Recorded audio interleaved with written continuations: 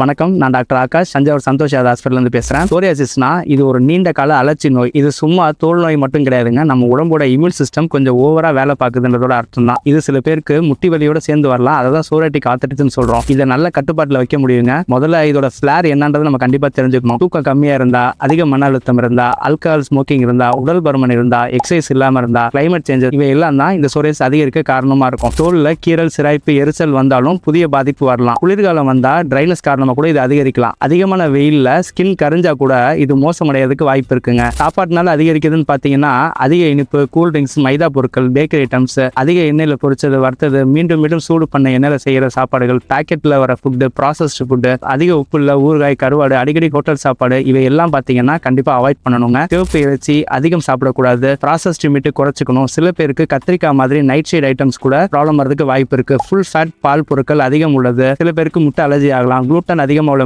உணவுப் பொருட்கள், இவை எல்லாம் கூட ஒரு ஃபிளாரா இருக்கலாங்க. உங்களுக்கு இதெல்லாம் சாப்பிடும் போது ஏதாவது அதிகமானுச்சு அப்படின்னா அந்த ஃபுட் என்னன்றதை நோட் பண்ணி வச்சுட்டு அதை கண்டிப்பா சேர்த்துக்காதீங்க. சாப்பாட்டுல என்னென்ன சேர்த்துக்கலாம்னு பாத்தீங்கன்னா, நீர்ச்சத்து, நார்ச்சத்து அதிகமாக உள்ள உணவுப் பொருட்கள், கீரை வகைகள், காய்கறிகள், அதிக இனிப்பு இல்லாத பழங்கள், ஸ்டீம்ட் அல்லது கிரில் பண்ணின மீன்கள், பிளாக் சீட்ஸ், போதுமான அளவு தண்ணி நிறைய குடிங்க. தயிர் உங்களுக்கு சூட்டானா மட்டும் எடுத்துக்கோங்க. உடல்ல அதிகமா இருக்கீங்கன்னா மொத்தம் உங்களோட வெயிட்ல 5-10% குறைக்க ட்ரை பண்ணுங்க. தினமும் குறைஞ்சது 30 நிமிஷமாவது பிரிஸ்க் வாக்கு, யோகா, மூச்சு பயிற்சி, லேசான ஸ்ட்ரென்தனிங் எக்ஸசைஸ் இதெல்லாம் கண்டிப்பா பண்ணுங்க. ஸ்கின்னுக்கு அதிகம் ஃபிரிக்ஷன் வர மாதிரியான ஒரு எக்ஸசைஸ் மட்டும் கண்டிப்பா அவாய்ட் பண்ணுங்க. நைட் தூக்கம் ரொம்ப முக்கியங்க. ஒரு நாளைக்கு 6 மணில இருந்து 7 மணி நேரம் குறையாம நல்லா தூங்க ட்ரை பண்ணுங்க. ஒரே நேரத்துல படுத்து ஒரே நேரத்துல எந்திரிக்கிற பழக்கத்தை கொண்டு வாங்க. படுக்க போறதுக்கு ஒரு நேரத்துக்கு முடியாத மொபைல் போன் யூஸ் பண்றதை அவாய்ட் பண்ணுங்க. இரவு அரிப்பு இருந்தா அதை கண்ட்ரோல் பண்ணிட்டு தாங்க தூங்கணும். ஸ்கின் கேர் மறக்கவே கூடாது. தினமும் நல்ல திக்கான மாய்ஸ்சரைசிங் லோஷன்ஸோ அல்லது நம்ம கிளினிக்ல கொடுக்கக்கூடிய மூலிகை எண்ணெயோ பயன்படுத்தினீங்கன்னா நமக்கு நல்ல முன்னேற்றத்தை தரும். இளஞ்சூடான தண்ணீர்ல தான் குளிக்கணும். கடுமையான சோப்பு கண்டிப்பா பயன்படுத்த வேணாம். அரிச்சாலும் சிரட்டக்கூடாது. மன அழுத்தம் இருந்தால் அதை கண்டிப்பாக குறைக்கணும். மெடிடேஷன் அல்லது பிரீத்திங் எக்ஸசைஸ்